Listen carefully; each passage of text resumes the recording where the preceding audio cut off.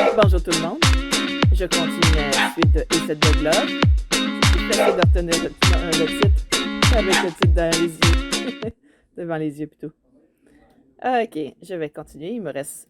C'est le dernier étiquette qui me reste pour l'instant. Je fixe Bernard du regard, pas sûr de savoir de quoi le dire. J'ai les joues qui brûlent alors que j'essaie de trouver les mots. Mais rien me vient. Les yeux sont grands, ouverts et humides et doux. J'ai toujours voulu savoir ce que ça faisait. J'avais toujours froid tout seul dehors. Et Dob et Seth ne veulent pas vraiment le faire. Il fait l'amour. Son expression se fait plus triste. Ils aiment tous les deux garder leur espace. Pourtant, les chiens adorent dormir dans les lits des autres. Je cligne des yeux alors que les rouages dans mon cerveau commencent à tourner à nouveau. Oh, il voulait pas dire.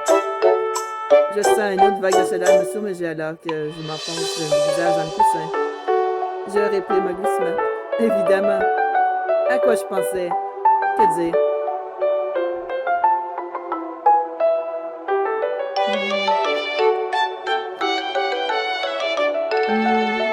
Laisse-moi y réfléchir un instant. On affiche une mine triste, les lèvres formant une moue toute mignonne. Il a vraiment l'air d'un chiot des fois. Je l'observe, il était plein d'espoir innocent et maintenant le voilà déçu. C'est injuste. Comment pourrais-je refuser? Je pose un profond soupir et lève les yeux au ciel, m'effondrant sur le dos.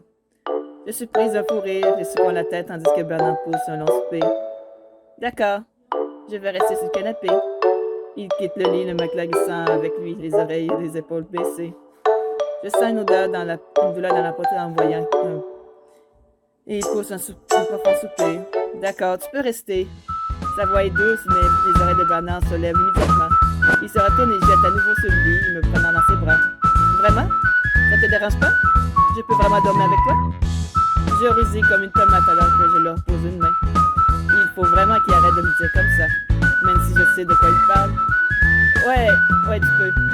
Mais il faut que tu promettes de ne pas prendre toutes les couvertures. Bernard pousse un petit cri de joie et blottit le nez contre ma joue. Le contact me fait frissonner. D'accord, Élise, contente-toi de prendre une grande inspiration. Bernard ouvre la bouche sur le point de commencer un long monologue quand il jette un coup d'œil vers le réveil. Oh mince, il est si tard. Il faut encore qu'on fasse à manger. Je me lève d'un coup, faisant tomber Bernard les yeux quartiers. Il faut préparer le souper. Bernard se lève, disant me rien en âme. Oh, je peux aider? Et donc, je le laisse faire. Il est surprenamment bon pour rassembler les ingrédients et suivre les instructions. J'aurais dû m'en douter. Il travaille depuis plus longtemps que moi à la boutique après tout. Et il aide Dob à créer de la nourriture pour les chiens personnalisés. J'ai toujours pensé que ce serait génial d'avoir des frères et des sœurs. Que dire? Genre sa tête distraite par la cuisine. C'est bien d'avoir des frères et des sœurs, mais ils peuvent être énervants parfois, non? Bernard hausse les épaules. Je suppose, mais quand même, ça aurait été bien d'en avoir. Même si maintenant que j'y pense, Dob et Seth sont un peu mes frères. Mes grands frères. Ils m'aident avec tant de choses, ils font en sorte que je mange bien. Ils prennent soin de moi. Je rayonne et je retourne vers lui alors que sa voix s'adoucit. Je m'envoie soulagée. Tu m'envoies soulagée plutôt. Nous arrivons à faire un repas rapide avec du riz et de la soupe aux légumes. Bernard le discute comme s'il avait été préparé par un chef étoile. Il m'a un baiser alors qu'il pose son bol. Waouh, je pourrais en manger tous les jours. Je rougis en entendant son compliment et j'en buvant mon propre bol de soupe. On se lasse très vite. Crois-moi. Bernard rit secouant la tête. Je ne pourrais jamais me lasser de ta cuisine. Je serais bien plus fière de moi que je voudrais l'admettre. Le reste de la soirée se passe avec un peu de conversation et des rires. Et comme au boulot, Bernard ne s'arrête pas de parler et me fait rire avec son radotage alors que nous faisons la vaisselle. Ça a l'air sympa. Quand nous sommes finalement au lit, Bernard se blottit contre moi, son corps chaud et solide contre le mien. J'essaie de le repousser la chaleur qui me monte à son contact, même alors qu'il chantonne heureux. C'est tellement bien. J'aimerais passer chaque nuit comme ça. Sa voix est douce et chaude, ce qui me donne l'impression de brûler. Mais il faut vraiment qu'il arrête.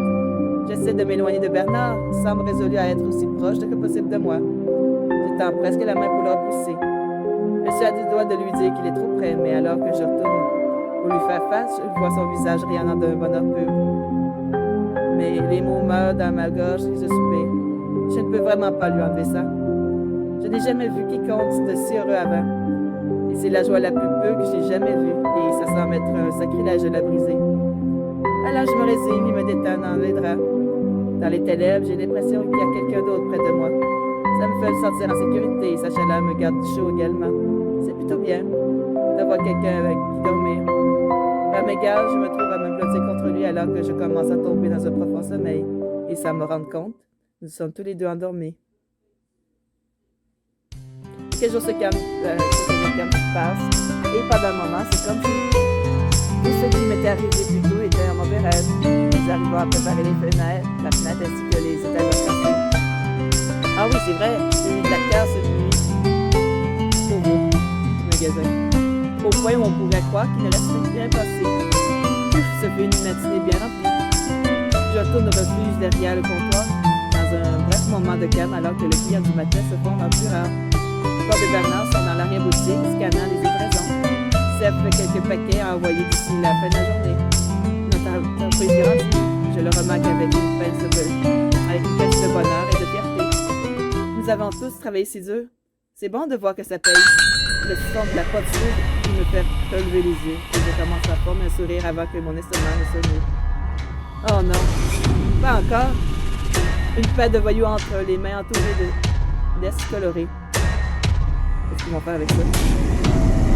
Oh! Deux chefs féroces tirent au bout de leur laisse et montrent les clés grognants sur les quelques clients restants. Oh, je vois que nous avez tout réparé. Son chien aboie fort en direction de nous de nos clientes. La femme sort son dépêche, se baisse pour prendre son chien dans ses bras. Et le chien du voyou grogne et la cliente s'y poursuit hors du magasin, regardant nerveusement derrière elle. J'essaie de garder mon calme en ouvrant la bouche pour parler. Que dire?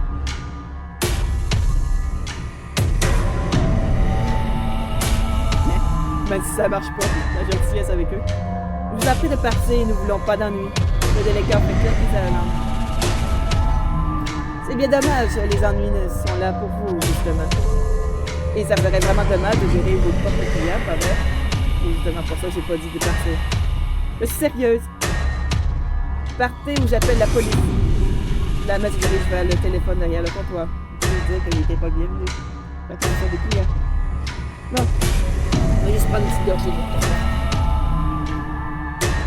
de l'intimidation dans les magasins.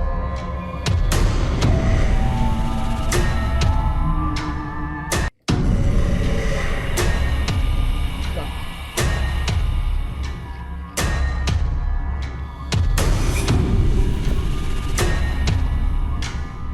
Le chien du voyou aboie et je suis sûre de surprise. Le délégué éclate de rire et lance légèrement sa prise sa laisse. Son chien tire en avant, grognant fort. Je sors les lèvres, prête à tenir ma position. Je ne vais pas laisser ces gredins me faire peur. Et qui dit qu'on va faire quoi que ce soit? On est peut-être seulement là pour acheter, du bon shampoing pour nos chiens. Il sourit en faisant traîner son doigt sur l'une des rangées de bouteilles. Ou vous voulez qu'on dise partout que votre boutique maltraite ses clients? Je peux dire au ton de sa voix qu'il se moque de moi. Il devient rouge de colère. Espèce de sale. Alors la petite dame veut se battre? Eh bien, ça serait avec plaisir. Il y a de la folie dans les yeux alors qu'il sort quelque chose de son sac et je ne réalise que trop tard que c'est une grosse batte. Oh! C'est à ce moment que Seth crie à mon dos. Reste derrière moi. Je vais faire. Ce serait peut-être... Ouais, sauf que ça prend des diamants pour rester derrière Seth. Bon, pas le choix. Caché derrière le comptoir. Je réagis à l'instant et je me cache derrière le comptoir. Pendant un moment, le magasin calme, mais j'entends un grognement sourd parcourir la pièce. Je jette un coup d'œil par-dessus le comptoir pour voir Seth fusiller le regard des deux chiens de casseurs. Et Queenie baisse la tête sur le regard de Seth. L'un des délinquants jeu dans sa barbe, mais se remet vite avant de foncer sur Seth. Vous n'appelez jamais, pas vrai? Il frappe un dans l'estomac et le coupe pas le souffle. Je le regarde bouche bée alors qu'il s'occupe en peine des deux comparses. Il bouge comme un danseur gracieux et fluide. Le regarder combattre est comme regarder une chorégraphie bien huilée. C'est presque magnifique. Je plie mes yeux pour revenir à la réalité. Ce n'est pas le moment. Il y a des choses bien plus importantes à faire. Je rougis de me percer dans les pensées dans un moment pareil. Seth tord le bras du chef et s'éloigne de douleur. Je ne vous laisserai pas blesser ma famille. Seth a recule la main et pour un autre coup de même si son adversaire est déjà bien amoché. Il se fiche en attendant les sirènes pour venir dehors. Je me remets rapidement sur le pied et me redresse sur le comptoir. Seth, ça suffit. Laisse la police s'en occuper. Seth prend une longue inspiration comme pour se forcer à s'arrêter. Et après un moment, il le fait. Ouais, tu as raison. Dehors, les lumières familiales de la police nous indiquent son arrivée.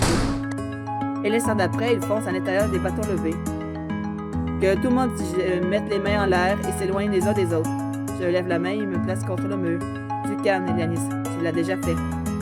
Mais se faire crier dessus par la police n'est jamais très plaisant.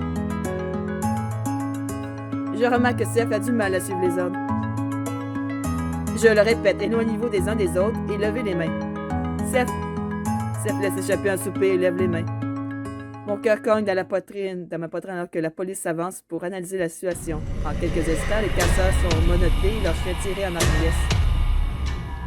L'un des policiers se dirige vers Seth avec un regard sévère et mon cœur manque de sortir de ma poitrine. Oh non!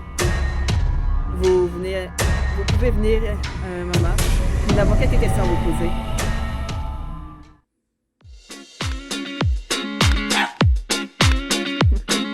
Beaucoup d'émotions dans cette histoire. Bon, je me demande quand ils vont arrêter de fracasser le magasin. Ça risque d'aller trop loin à un moment donné. On verra ça dans un prochain épisode. Passez tous une bonne journée ou une bonne soirée. À la prochaine. Bye bye!